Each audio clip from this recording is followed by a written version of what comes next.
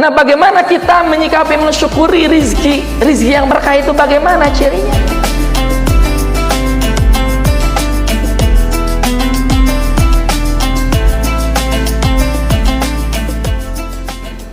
Bismillahirrahmanirrahim. Assalamualaikum warahmatullahi wabarakatuh.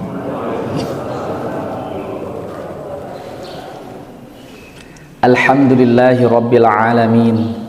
Alhamdulillahilladzi ja'ala ni'matil imani wal islam wal ihsan was sihat wa ala kulli halin. Asyhadu an la ilaha illallah wahdahu la syarikalah wa asyhadu anna Muhammadan abduhu wa rasuluhu alladzi la nabiyya ba'dah. Allahumma shalli wa sallim wa barik ala nabiyyinal karim wa maulana Muhammadin wa ala alihi wa sahbihi ajma'in, amma ba'du. Qala Allah ta'ala fi kitabihil karim, a'udzu billahi minasyaitonir rajim, wa minhum may yaqulu rabbana atina fid dunya hasanah wa fil akhirati hasanah wa qina azaban nar. Shadaqallahul azim, amma ba'du. Puji yang menjadi penghias hati kita sama-sama sanjungkan kehadirat Allah ilahi rabbi, Allah yang telah memberi rahman rahim, Allah yang telah memberi nikmat tak terhingga, terutama nikmat iman. Dengan iman kita dapat menjalankan ibadah di subuh hari yang begitu indah, suara burung berkicau di luaran sana, dengan cuaca yang begitu menyejukkan secucuk hati kita semua, insya Allah. Allah yang telah memberi nikmat Islam, dengan Islam kita bisa mengabdikan diri kepada Allah melalui peribadatan dan sesuai dengan tata cara yang Allah kehendaki dan Rasulullah ajarkan. Dan Allah yang telah memberi nikmat ihsan, sehingga Allah menutup aib-aib kita dan menunjukkan akhlakul karimah kita di hadapan manusia. Inilah tiga nikmat terbesar dari Allah yang diberi kepada kita yang patut kita syukuri. Selain Allah telah memberi nikmat sehat dan kesempatan, sehingga dengan sehat dan kesempatan kita dapat hadir ke majelis ilmu. Ibu bapak sehat bu? Sehat lahirnya, sehat batinnya. Alhamdulillah. Pak punya masalah tidak? Ibu punya masalah? Punya. Tidak ada yang tidak punya masalah di dunia ini. Kita semua adalah orang bermasalah. Biarlah, gak apa-apa. Salawat beriring salam senantiasa tercurah limpahkan kehariban baginda alam Nabi besar Muhammad sallallahu alaihi wasallam yang menjadi panutan. Hadirin wal hadirat rahimakumullah, saya senang sekali subuh hari ini bisa bermuwajahah dengan ibu-ibu yang cantik dan salehah, dengan bapak-bapak yang ganteng, gagah dan saleh, para remaja, para remako. Remajanya pada kemana ini ya? Di mana-mana banyaknya remako dan remaji, tapi tidak apa-apa. Mungkin ini PR kita bersama, bagaimana kita bisa membawa generasi muda subuh hari mau ke masjid. Nah, ini tantangan di mana-mana. Kalau saya lihat di masjid-masjid pasti penuhnya dengan bapak-bapak dan ibu-ibu, generasi husnul khotimah. Bapak ibu hadirin yang berbahagia yang dirahmati Allah, boleh karena rasa saya bersyukurnya bisa bermuajah dengan bapak ibu, boleh saya bertanya, Pak, kira-kira ini bapak-bapak dulu ya, bapak sering berdoa enggak? Sering atau sering banget? Ibu-ibu, ibu sering berdoa atau sering banget? Masya Allah, tarik sekali sih ibu ya doanya. Kira-kira doa yang selalu kita ungkapkan itu apakah sudah diraih oleh kita atau justru belum? Ada yang sudah, ada yang belum. Baik, ada yang sudah, ada yang belum. ketika sudah berdoa, baik Allah sudah memberi pengabulan ataupun belum, apakah kita terus berlanjut minta doa kepada Allah? Masya Allah, inilah orang yang tidak berputus dari rahmat Allah. Tahukah Bu, Pak, bahwa ada satu doa ini pendek, tapi Rasul suka dan sering mengungkapkannya. Mengapa? Karena ternyata isi doa ini begitu dahsyat. Nah, doa ini termaktub dalam Al-Quran surah Al-Baqarah ayat 201. Dan mungkin kita sejak kecil sudah diajari oleh ibu, bapak, guru atau orang tua kita untuk menghafalnya. Ada yang tahu? Ada yang tahu? Nah, siapa yang menjawab nanti dapat hadiah. Ada yang tahu? Silakan. Itu ada mic-nya, boleh. Izin minum ya. Bismillah. Aduh, masih panas minumnya nih. Nggak jadi minumnya. Gimana Bu? Ada mic-nya Bu, dipakai Bu.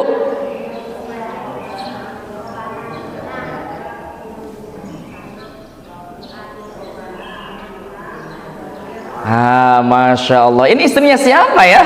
Luar biasa jawabannya. Gimana kata doanya? Rabbana atina fid dunya hasanah wa fil akhirati hasanah wa qina azabannar. Nah, doa ini pendek, sering kita ungkapkan, tapi pertanyaannya, apakah ketika kita mengungkapkan doa itu kita faham, kita mendalami makna-makna yang terkandung di dalamnya? Nah, itu pertanyaannya. Gimana Bu? Ketika kita udah sholat ya, sudah zikir apa terakhir pasti doa nate eta gitu. Ketika bermunajat, hati fokus kepada Allah, lisan berzikir mengungkapkan doa, maka apakah sudah ada dalam benak kita itu mengungkapkan makna-makna yang begitu dahsyat, begitu luas di dalam itu? Atau hanya formalitas verbal? Nah, gimana Bu? Jawabannya yang pertama, yang kedua? Pak, yang pertama, yang kedua. Jangan-jangan seusia kita, misalnya Bapak yang senior di sini, punten sudah ada yang berapa? 70, 80? Paling sepuh 90 ada? Masya Allah ini. Jangan-jangan dengan usia sejauh itu kita baru hanya sebatas lisan saja. Nah, ini refleksi bagi kita. Bukan berarti semuanya tidak ya, tetapi mungkin ada di antara kita yang begitu. Ya, ternyata ibu-ibu, itu pertanyaan bapak-bapak yang perlu kita jawab, refleksi diri sendiri. Pertanyaan yang kedua, ini yang menjadi bahan kajian kita ini. Kalau kita sudah mengungkapkan doa itu benar-benar sudah paham, evaluasinya, apakah Allah sudah mengabul, mengijabah doa-doa kita itu dalam kehidupan kita ini di dunia? Nah, itu kan pertanyaan kedua. Nah, oleh sebab itu hadirin yang dirahmati Allah, tema kita di subuh hari ini kita akan sama-sama berbicara tentang makna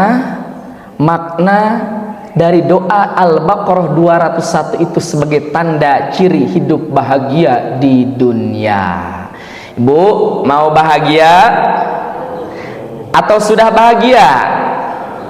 Sudah bahagia atau senang? Nah, ini beda ya. Senang atau bahagia? Mau bahagia? Oke, kita semua mau bahagia. Baiklah, hadirin wal hadirat rahimakumullah, kalau saya bertanya kepada ibu dan bapak, tujuan hidup ibu dan bapak ingin meraih apa di dunia ini? Apa Bu? Ingin apa tujuan hidup di dunia ini? Pak? Iya, ingin bahagia dunia akhirat, itu cirinya apa gitu yang ingin diraih? Apa Pak? Sehat. Alhamdulillah. Yang kedua? Ayo Pak, punya keinginan kayak ini. Apalagi Bu? Orang yang beriman. Apalagi? Mencari ridha Allah dan seterusnya. Baiklah, semua kita punya harapan itu. Tapi menurut para alim ulama, ternyata hasanah fid dunya, ciri orang yang bahagia dan telah meraih kehidupan di dunia, yang pertama adalah qalbun syakirun. Apa cara? Qalbun syakirun. Apa itu qalbun syakirun?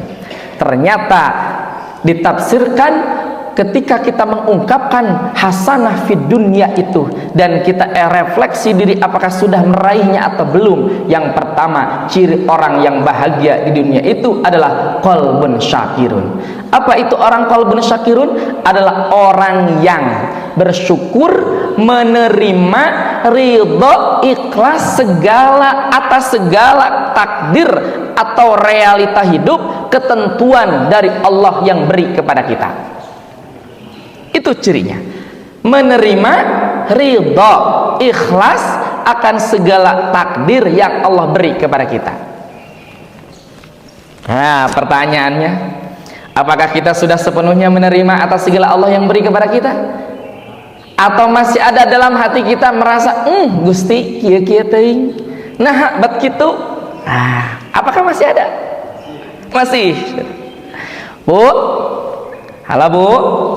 Bu, masalah terbesar yang menurut ibu itu apa kira-kira di dunia ini? Pak, apa kita kira-kira masalah terbesar dalam hidup kita? Kita kan punya masalah tadi ya. Apakah masalah itu karena kita kekurangan secara finansial? Apakah masalah itu karena anak-anak kita yang dianggap punten bandel? Apakah masalah hidup kita itu suami kawin lagi, Bu? Enggak pastinya. Atau masalah kita itu apa sebetulnya? Gak mau ketinggalan sholat subuh. Apa? Tentu kita semua punya masalah. Tapi mengapa orang menyikapi masalah itu sampai-sampai tidak menerima dan memarahi Allah? Gusti kieu-kieu teuing cobaan hirup abdi teh. Siga nu teu nyaah dan seterusnya. Nah, tentu kita semua punya masalah. Dan kalau menyikapi masalah itu tidak menerima, maka dia ingkar, tidak disebut qalbun syakirun, maka ia telah melawan takdir Allah, maka cirinya hidupnya tidak bahagia. Jadi kalau orang diuji dengan masalah kemudian ia merasa terganggu dalam hidupnya, maka ciri-ciri dia tidak bahagia. Di mana letak kebahagiaan itu, hadirin? Apakah perasaan hati yang tenang, atau diukur dengan banyaknya harta, mobilnya mewah, rumahnya mewah, hartanya berlimpah, sawahnya ada di mana-mana? Apakah itu?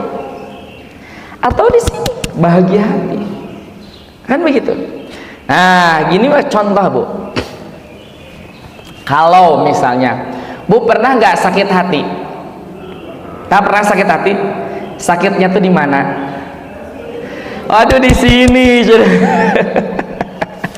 Kayak lagu aja ya. Sakit hati itu sakitnya tuh di sini, di dalam hatiku. Emang hati itu ada di sini? Bukan. Terus di mana? Oh, di sini kata ibu. Ya pindah deui, tadi mah di dieu, cenah sekarang mah di sini. Hati teh. Aduh, hati itu ada di mana ya? Pindah-pindah ternyata. Ternyata hati itu ini bukan hati. Ini memang hati, tapi hati secara biologis. Betul ya?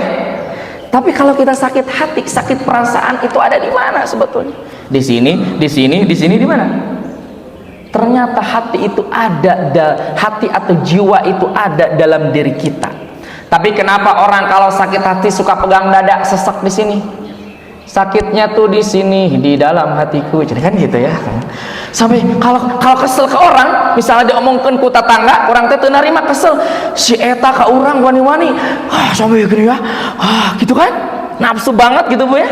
Kesel sampai sesak napas. Serangan jantung, innalillahi kan gitu ya. Nah, ada ya kadang orang yang begitu. Ternyata, Bu, itu adalah simptom saja, gejala saja. Kalau orang yang kesel ke orang, dianggaplah bahasa yang sakit hati, kemudian aliran darahnya mengalir enggak begitu terukur, teratur, maka bisa jadi penyumbatan, Pak. ternyata psikis itu ngaruh ke fisik, sakit. Mengapa kita bisa sakit hati sampai dadanya sakit? Karena ia tidak menerima segala takdir yang Allah beri. Jadi pahit, hatinya sempit, dadanya sempit, sehingga ada satu yang pahit meledak. Ya, meledak tadi. Setelah meledak jadi sakit fisiknya. Ternyata mengelola hati itu sangat penting. Hati-hatilah dengan hati. Karena kalau ternyata, mengapa penting? Pernah ada satu penelitian, katanya sakit orang itu, sakit jasmani ataupun rohaninya itu dipengaruhi 80% oleh faktor pikiran. Jadi kalau orang banyak mikir, terlalu tarik teuing mikirnya, itu efeknya nanti sakitnya ke fisik.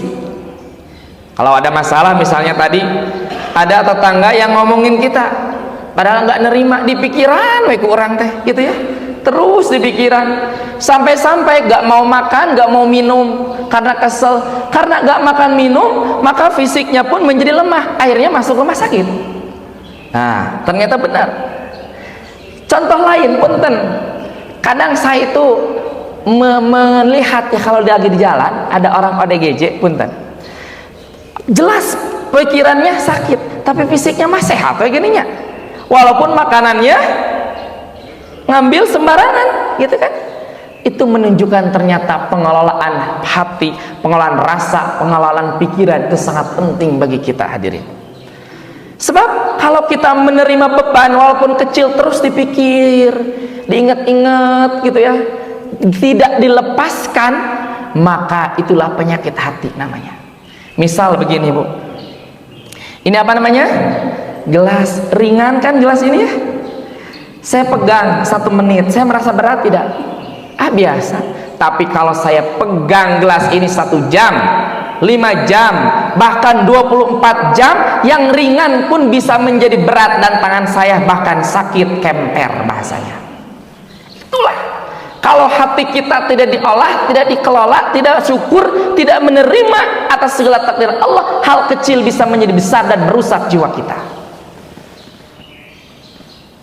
Gitu Bu. Jadi sekarang mah lepaskeun we, terima we segala apa yang Allah beri menjadi takdir kepada kita dengan kesyukuran kepada Allah. Ya, insya Allah. Bismillahirrahmanirrahim. Tos rada tiis nama Bu. Saya kasih contoh yang kedua Pak. Hati itu bagaikan masalah itu bagaikan garam. Garam itu rasanya apa? Asin ya. Nah, leres. Aduh punten Bapak Ibunya, swanten teh tos 2 dinten 3 dinten rada-rada begitulah. Garam itu asin. Masalah itu asin. Masalah itu garam. Kalau saya ambil Pak 1 sendok garam, kemudian saya masukkan ke air 1 gelas ini, kira-kira rasanya bagaimana? Asin. Cek orang Sunda mah pangset, pahit malahan kan begitu. Itulah hati kita. Kalau hatinya sempit, diberi masalah mau sedikit ataupun banyak pasti terasa pahit di dadanya, menjadi masalah. Tapi kalau saya ambil 1 sendok garam, kemudian saya tabur garam itu ke air yang luasnya kolam sebesar masjid ini, kira-kira rasanya bagaimana? Asin atau tidak? Itulah gambaran hati kita. Kalau hati kita melapangkan, menerima, meluaskan, ridho, ikhlas akan segala takdir yang Allah beri, maka tidak ada masalah di dunia ini. Gak akan terasa. Pertanyaannya, bagaimana cara kita ingin melapangkan hati dan perasaan kita? Kan begitu ya pertanyaan. Bu, gimana caranya supaya hati kita lapang, supaya kita luas ketika diberi ujian oleh Allah, masalah oleh Allah, tak terasa pahit? Ini pertanyaan. Maka secara umum jawabannya hanya 2. 1, lakukanlah kegiatan peribadatan yang sifatnya ritual. Karena itulah Salat tepat waktu, jangan ketinggalan. Baca Quran diseringkan. Zikir kepada Allah. Zikir kepada Allah itu bukan zikir wirid ya. Zikir wirid boleh jadi benar dan bagus, tapi boleh jadi ada orang yang formalitas. Beda wirid dengan zikir.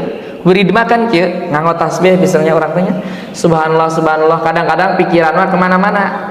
Ingat ke rumah, ingat ke pasar, ingat ke kantor, ingat jalan-jalan, ingat ke anak, ingat kemana. Ini mah subhanallah we yang hitungan atas balahan mah itu yang sabaraha 33 atau 2 diulangi deui kan gitu. Kadang-kadang begitu. Itu wirid. Tapi kalau zikir nih, pikiran, perasaan, hati langsung dengan Allah. Mau pakai simbol ataupun tidak, manteng ka Gusti Allah. Mau di masjid, mau di rumah, dimanapun manteng ke Allah. Maka zikir itu tidak dibatasi jarak dan waktu. Dimanapun kita berada, zikir itu pasti nyambung ke Allah. Zikir itu ingat. Misalnya begini, saya wiridnya apa? Nyebut-nyebut nama-nama presiden atau nama tokoh siapa aja saya sebutkan ya, jauh kan? Atau saya punten menyebut hapunten Bapak Ketua DKM manawi saha aya atau napi PRW di dia atau napi Bapak kasepuhan di dia sana punten Pak Bapak saha Pak Bajuri. Pak Bajuri nyebutnya abdi Pak Bajuri yang baik hati, soleh, jamaah, istiqomah gitu kan. Disebat-sebat ke abdi di dieu teh. Tapi hati abdi mah tetep manteng, emut teh kabojo di bumi. Sok sanaos tebih, tapi karena dekat itulah zikir. Betul? Begitu. Jadi tidak dibatasi ruang dan waktu, boleh jadi kita lisan kemudian dekat secara fisik, tapi kalau hati jauh itu bukan zikir. Mau dekat mau jauh, kalau manteng ka Gusti atas kedekatan kita dengan Allah, itulah hati kita yang berzikir kepada Allah. Maka kembali ke qalbun syakirun. Begitu ya hadirin. Jadi ciri orang yang dianggap bahagia di dunia itu yang pertama adalah qalbun syakirun, orang yang hatinya senantiasa bersyukur atas segala takdir yang Allah beri kepadanya, tidak lagi menolak, teu ngarasula, teu teu Gusti, tapi lepas menerima segalanya yang Allah beri kepada kita, sehingga tidak akan ada perasaan sakit hati, insya Allah. Sudah begitu hadirin? Berjuang ya, kita sama-sama berikhtiar karena Allah melihat proses kita bersama-sama ya. Itu yang pertama.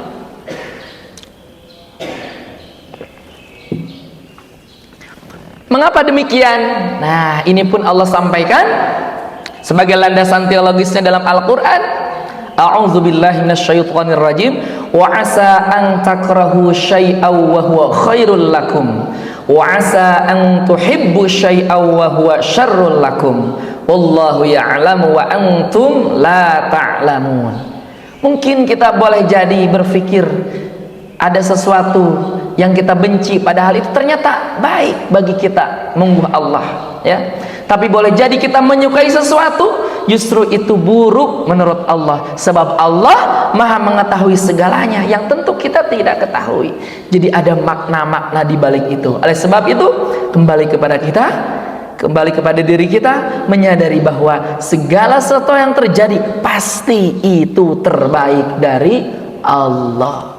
Bahkan ada satu kisah yang menarik iniannya Bapak hadirin. Ada nenek-nenek sedang duduk, dia teh duduk pakai payung, bawa payung gitu ya. Pas suatu waktu payung nate jatuh gitu. Kemudian ada satu pemuda, kan secara logika mah harusnya nenek-nenek yang sudah jalannya ya pakai tongkat gitu ya, harusnya si pemuda itu ngambil kan, nolongin gitu ya. Tapi akhirnya si pemuda teh diem we ngomeh HP gitu kan. Karena nenek udah kesel, si nenek teh cek kurang mah ieu pemuda teh meni gagah-gagah meni teu perhatian ke orang tua kan gitu. Akhirnya dia ngambil sendiri payungnya. Saat itu apa yang terjadi? Tiluhur bruk kan gitu jatuh ya. Itulah hikmahnya. Kalau tadi Dia sudah bersuuzon kan tadinya begitu, ternyata Allah Maha tahu supaya menggerakkan nenek itu pindah berjalan karena akan ada yang jatuh. Coba kalau tadi si pemuda yang ngambil, nih nek payungnya beren ketinggihan kan, itulah kira-kira gambarannya. Ternyata luar biasanya hikmah dibalik semua yang terjadi dalam hidup kita. Allah Maha tahu yang terbaik bagi kita. Ya hadirin wal hadirat rahimakumullah, itu ciri yang pertama ya. Sebetulnya banyak, kita lanjut dulu yang kedua ya. Lanjut Pak, lanjut. Baik hadirin wal hadirat rahimakumullah, termasuk jamaah sekalian yang ada di TikTok ya. Ini kalau pengajian saya selalu online, saya sapa. Ciri yang kedua, bahagia di dunia itu adalah al-rizqu al-mubarak. Rizki yang diberkahi, rizki yang berkah, rizki yang diberkahi oleh Allah. Ternyata kita memperoleh, meraih, diberi oleh Allah rizki yang berkah. Ciri sebagai tanda ciri hidup bahagia di dunia. Nah mungkin ya, kita dalam benak kita rizki itu apa hadirin? Apakah rizki itu apa Bu? Kesehatan, apalagi sehat saja. Apakah rizki itu juga adalah rumah-rumah yang begitu mewah, megah, mobilnya mewah, harta berlimpah, termasuk istri yang salehah, anak yang saleh dan salehah, diberi jabatan yang tinggi, itu rizki? Benar hadirin, razaqo yarzuq rizqan, itu adalah segala karunia, segala sesuatu yang Allah beri kepada kita, baik yang material ataupun non material, semuanya adalah rizki. Nah bagaimana kita menyikapi, mensyukuri rizki yang berkah itu, bagaimana cirinya? Nah begini hadirin, jangan kita khawatir terhadap rizki yang Allah beri kepada kita. Sebab ada saja orang yang khawatir kan ya, aduh kumaha besok juga belum punya apa-apa. Kan banyak sampai kejadian orang sampai di berita-berita sana ya, sampai ada yang korupsi. Apakah karena memang butuh? Saya kira bukan karena butuh itu mah ya, karena serakahnya gitu kata bapak. Ataupun mungkin karena orang yang nggak punya itu harus sampai berpikir gimana, kerja keras dan seterusnya. Hadirin, saya yakin yang hadir di sini tidaklah menafikan. Walaupun demikian, ternyata rizki itu ada 4 tingkatan rizki yang Allah beri untuk makhluknya. Ada 4. Satu, rizki itu ada sifatnya yang tingkatan rizki am, rizki yang umum. Jadi semua makhluk Allah jamin ketercukupan rizki dalam kehidupannya. Tidak ada satupun makhluk Allah yang tidak dijamin. Jangankan manusia, sampai dalam Al-Quran disebutkan dalam surah Hud ayat 6, wa ma min dabbatin fil ardi illa 'alallahi rizquha. Tidak ada satupun binatang yang melata di muka bumi ini kecuali Allah yang menjamin, yang mencukupi rizkinya. Jangankan yang melata Bu ya, ada binatang yang dalam perut bumi, di dalam tanah tak boleh hidup ya kan, cacing gitu kan. Termasuk juga ada parasit yang dalam diri manusia tak boleh hidup. Bahkan binatang yang ada dalam tumbuhan tetap hidup kan begitu. Itu Allah jamin rizkinya. Bahkan ada satu lagu yang filosofis menurut saya Pak, mungkin ibu-ibu juga hafal ya Bu, nyanyi bareng-bareng nggak apa-apa ya, bukan nyanyi ini mah bareng-bareng aja mengingat lagu cicak-cicak di dinding, emot keneh Bu. Ada yang tahu? Cicak-cicak di dinding kan gitu ya. Diam-diam datang seekor nyamuk, hap, lalu ditangkap. Bu, Pak, kira-kira menurut logika gitu itu mah ya, yang lebih dapat rezeki itu serangga, nyamuk atau cicak? Yang lebih banyak dapat menangkap makanan itu serangga, nyamuk atau cicak? Kan cek logika sama serangganya, udah bisa kemana-mana hibar, harus tepat. Gerak ruangnya tak terbatas. Ari cicak coba merayap, lompat tarik teuing, labuh. Ya kan gitu ya. Tapi karena sunatullah Allah yang menjamin apa yang terjadi. Datang seekor nyamuk, kan begitu. Cicaknya diam-diam hap lalu ditangkap. Itulah jaminan Allah. Jadi datang rizkinya menjadi makanan cicak. Itulah kira-kira begitu Allah telah menjamin seluruh makhluknya. Apalagi kita kan orang yang berakal. Kalau ada orang yang masih menafikan rizki pemberian dari Allah, isuk arek kumaha, power khawatir dengan kehidupannya secara material misalnya, ataupun secara material boga jabatan tapi takut nanti dicopot diganti, terus gundah gulana dalam hidupnya, maka itulah ciri orang yang tidak syukur terhadap rizki. Lebih jauhnya ciri orang yang tidak bahagia hidupnya di dunia, kan begitu. Itulah satu rizki yang umum. Yang kedua hadirin, rizki itu ada yang diusahakan, ada yang diikhtiarkan. Maka ketika kita ingin memperoleh banyak secara kuantitas, kemudian kita ingin memperoleh banyak secara kualitas, tadi anaknya soleh solehah, suaminya soleh, hatinya tenang bahagia, gitu kan. Kemudian punya harta juga berlimpah, maka wa allaisa lil insani illa ma sa'a. Dan Allah memastikan akan memberi rizki sesuai dengan apa yang kita ikhtiarkan. Jadi upami urang hoyong sehat secara fisik lahir batin, tuangna kedah diatur nosae, olahragana teratur, pengelolaan hati dan pikiran. Killersnya hoyong sehat, subuh-subuh tos nuang naon Bu? Tos nuang naon? Oh da eta teh nu bersantan teh geuning olahraga tara hoyong sehat kan teh logis kitunya. Gitu kan. Hoyong sehat tapi sok loba ngomongkeun batur. Kan gitunya. Eta teh meuni getek lamun teu ngomongkeun batur teh bibir teh kan misal. Wah komo lamun aya saudara nama wah langsung nyambung. Pas sampai kan begitu. Itu semet bom waktu itu ternyata. Kan gitu. Tapi lepaskan. Insya Allah sehat. Jadi perlu ikhtiar. Itu yang kedua. Yang ketiga hadirin, rizki itu Allah akan memberi ini spesial. Akan Allah beri bagi orang yang pandai mensyukuri rizkinya.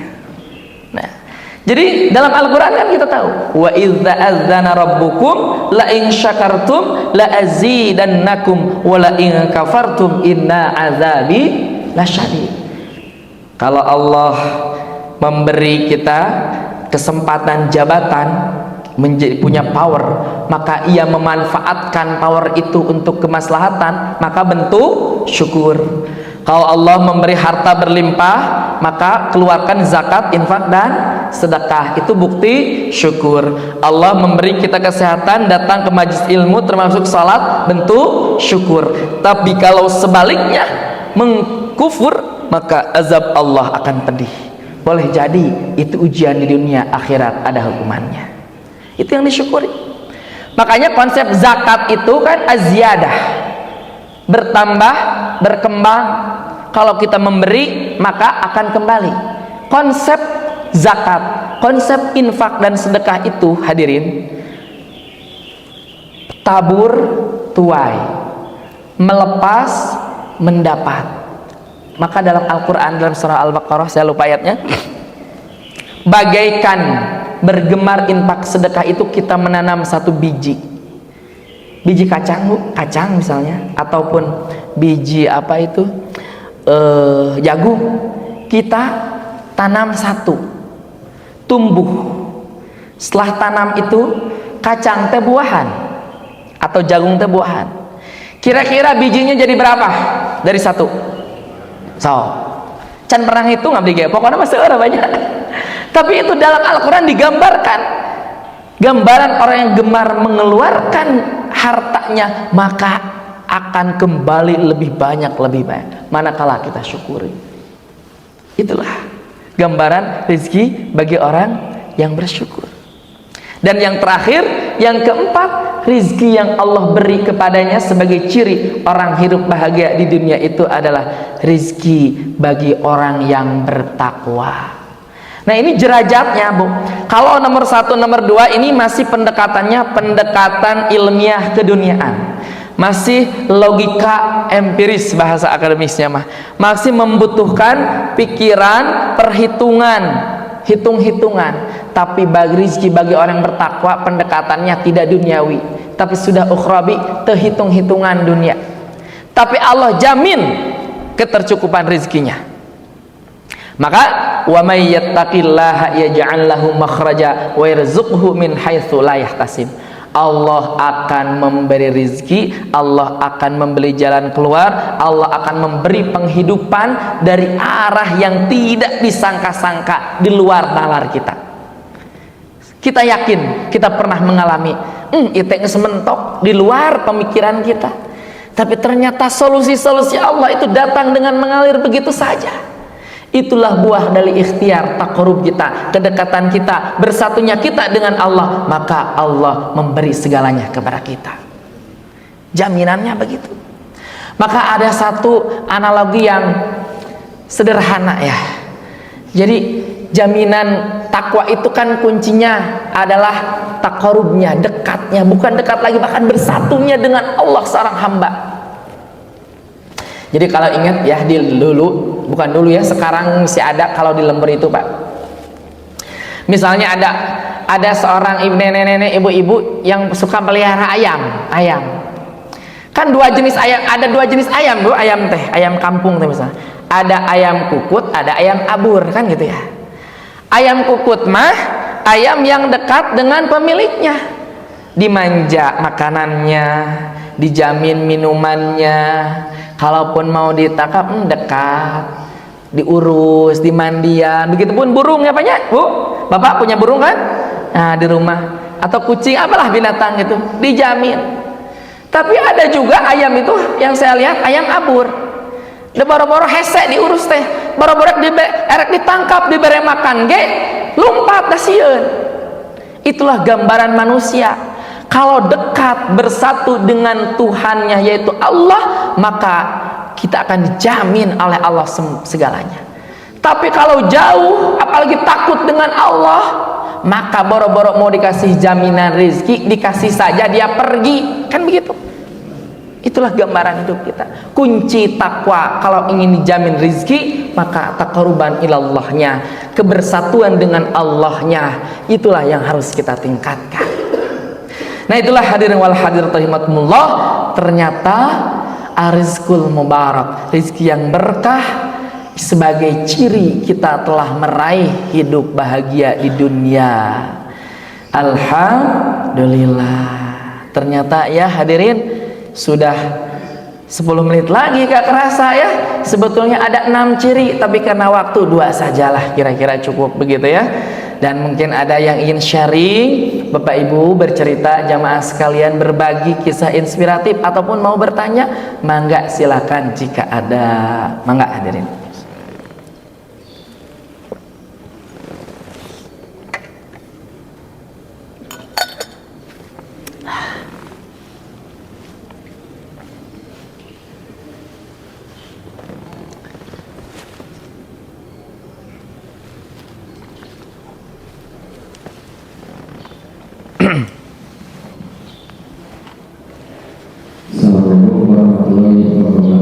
Assalamualaikum warahmatullahi wabarakatuh. Yang ingin kami tanyakan itu mengenai pengaruh lingkungan pada seseorang. Sebagai contoh, mungkin Eko Patrio itu kalau di gedung DPR jadinya begitu. Tapi selama ini, selama dia belum masuk jadi anggota DPR kan tidak ada yang negatif. Ya paling kawin lagi itu biasa.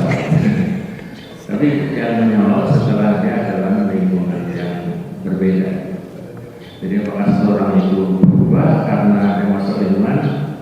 Nah, kalau kemudian kalau ini benar, berarti kita sendiri yang harus memilih lingkungan itu. Apakah begitu? Nah, Masya Allah. Dengan Bapak siapa Pak? Bagus. Pak Agus, ya Masya Allah Pak Agus, pertanyaannya kekinian ya, kontekstual. Kata Pak Agus, apakah lingkungan akan memengaruhi manusia? Nah, ini jawabannya Pak, kalau mau saya jawab tuntas harus 1 kali pertemuan ini. Tapi saya putus simpel saya jawabannya. Iya, mengapa? Manusia itu punya fitrah, fa'alhamaha fujuraha wa taqwaha. Manusia itu punya fitrah untuk cenderung ia baik atau buruk.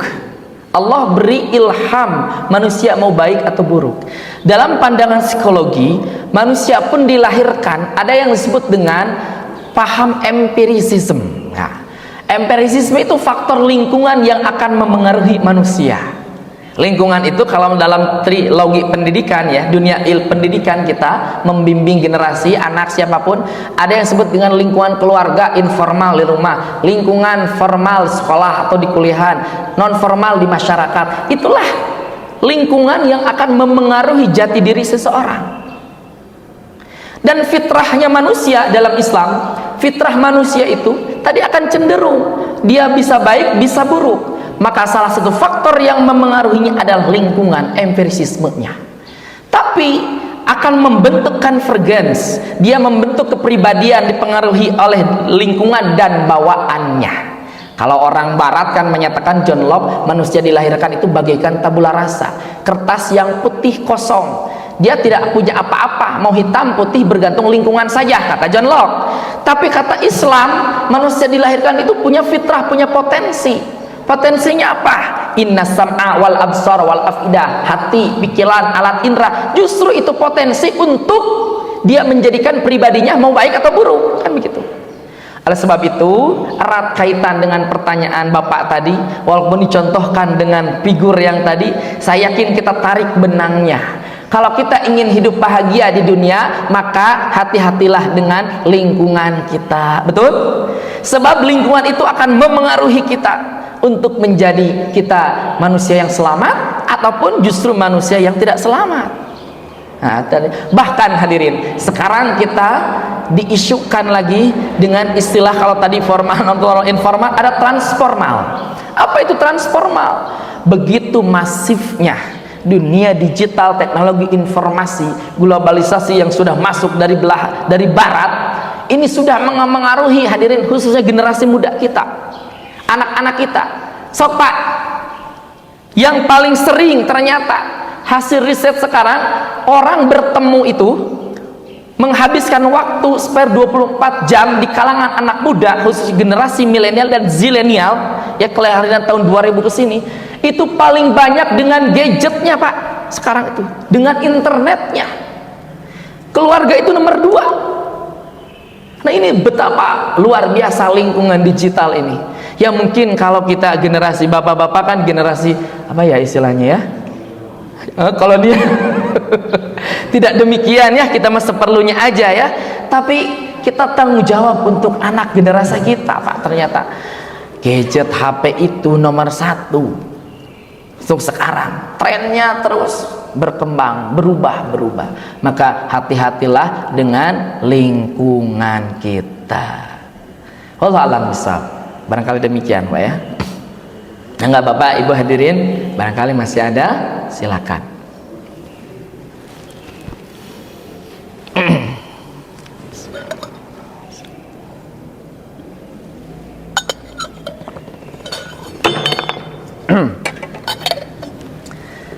Masih ada Bapak Ibu atau cukup? Ibu-ibu cekapannya.